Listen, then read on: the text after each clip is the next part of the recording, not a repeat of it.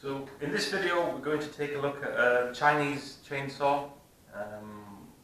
Cost approximately around about $100. I think this one works out about $89 at the moment. Comes in a box like this. It's known as the Raptor PRCS 52cc engine. Weighs approximately 5.1 kilograms, so it's one of the heavier ones in the small segment. Obviously, when you purchase the chainsaw, it comes in a box like this. You will need to assemble it. As you can see, the box is a lot smaller than the chainsaw itself.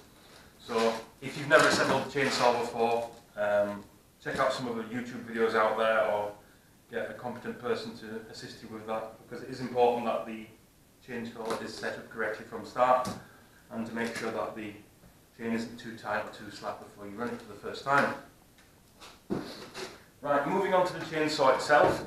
It's a Chinese model. There's various of these on the market. This one is again running by the name of Raptor Garden Equipment.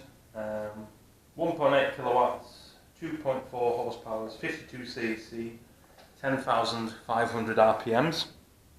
Now we're going to give you a bit of a rundown of this chainsaw, starting off with the air filter at the top. As with most Chinese chainsaws, some of the components look fairly similar to some of the main brands out there. So the air filter housing has just got two quick release clips, similar to some of the Husqvarna models out there, which allows you to release the top lid and then expose the air filter. Now it has got a setting on this model where it allows you to recirculate some of the exhaust gases into the air filter, should it be winter time, should you have problems running a carburetor engine, to stop the carburetor from freezing over. Okay. Next up, you've got your main cover here that protects the chain, the guard and everything else. If you have a look at some of the spare parts out there, it does say it's compatible with some of the Husqvarna models. If we take a look around the back end, you've got your fuel primer, your on and off switch, your choke, your throttle.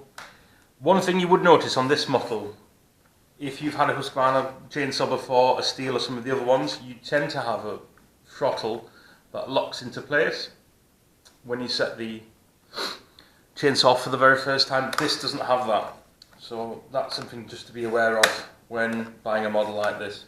It's something that can easily be fixed by, in my case, a small piece of string, should you need it, depending on your climate and weather where you are. Sometimes you don't require it at all.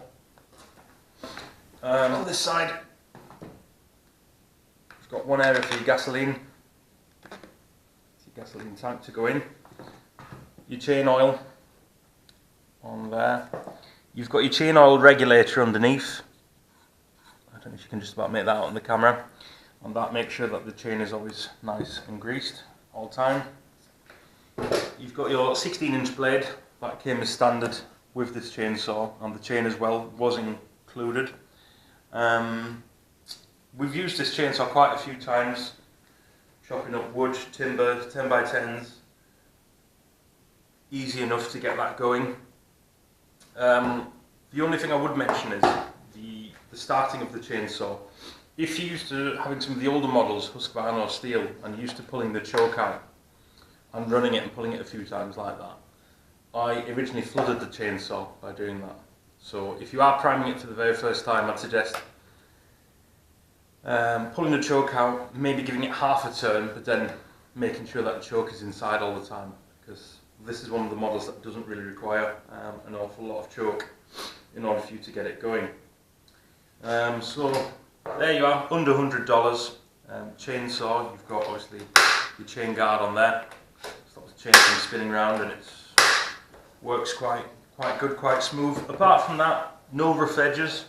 There isn't anything that you'd think, oh, it looks or feels too cheap, where you could cut or injure yourself on. So it doesn't look like a toy, it doesn't look like something that would potentially harm you if you were to use it. And what we'll do in a moment is we'll run outside and I'll give you a quick start up. You can hear what she sounds like.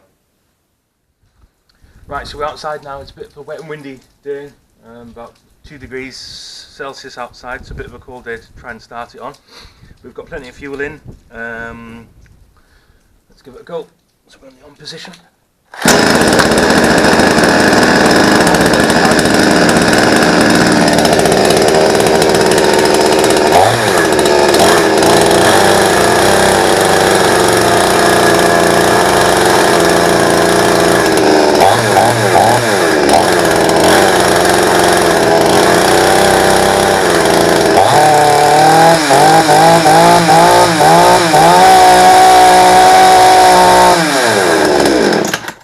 As you can tell from that, there's plenty of power there.